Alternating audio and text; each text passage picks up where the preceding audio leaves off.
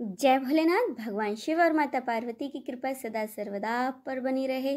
गणगौर का व्रत चैत्र मास के शुक्ल पक्ष की तृतीया तिथि को किया जाता है। इसे गौरी तृतीया या गौरी पूजा के नाम से भी जाना जाता है। इस व्रत को सुहागन महिलाएं अपने पति की लंबी उम्र के लिए करती हैं, वहीं कुंवारी कन्याएं मनोवांछित पति पाने के लिए इस व्रत को किया करती हैं। इसकी कथा के अनुसार एक समय की बात है, भगवान शंकर, माता पार्वती एवं नारद जी एक साथ भ्रमण करने के लिए चल दिए। वे चलते चलते चैत्र शुक्ल तृतीया को एक गांव में जा पहुंचे। उनका आगमन सुन गांव की निर्धन स्त्रियां उनके स्वागत के लिए थालियों में हल्दी एवं अक्षत लेकर उनकी पूजा हेतु तुरंत वहां पर पहुंच गईं। माता पार्वती ने उनके पूजा भाव को समझकर सारा सुहाग रस उन पर छिड़क दिया, जिससे कि वे स्त्रियां अटल सुहाग प्राप्त कर अपने अपने घर को लौट गईं। फिर धनी वर्ग की स्त्रियां थोड़ी देर बाद अनेक प्रकार के पकवान सोने चांदी के थालों में सजाकर वहां आ पहुंची।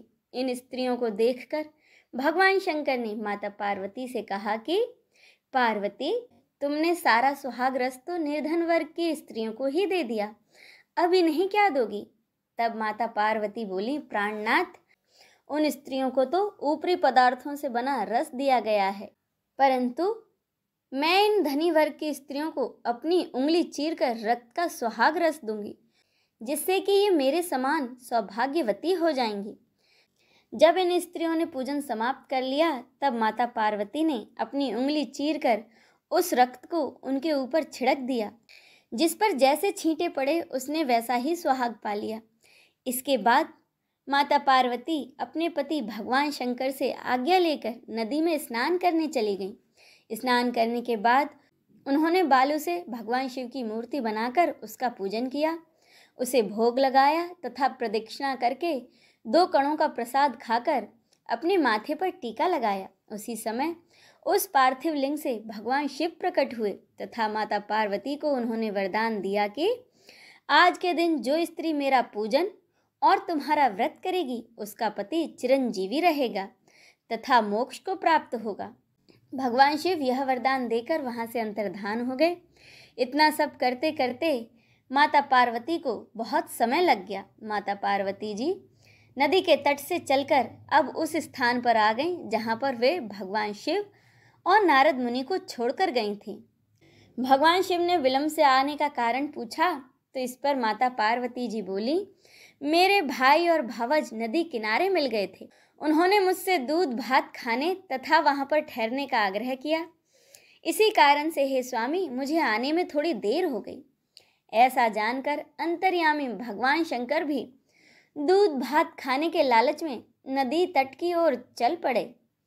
अब माता पार्वती ने मौन भाव से भगवान शिव का ही ध्यान किया और प्रार्थना करने लगी कि भगवान, आप तो सब कुछ जानते हैं, इसीलिए आप अपनी इस अनन्य दासी की लाज रखिए।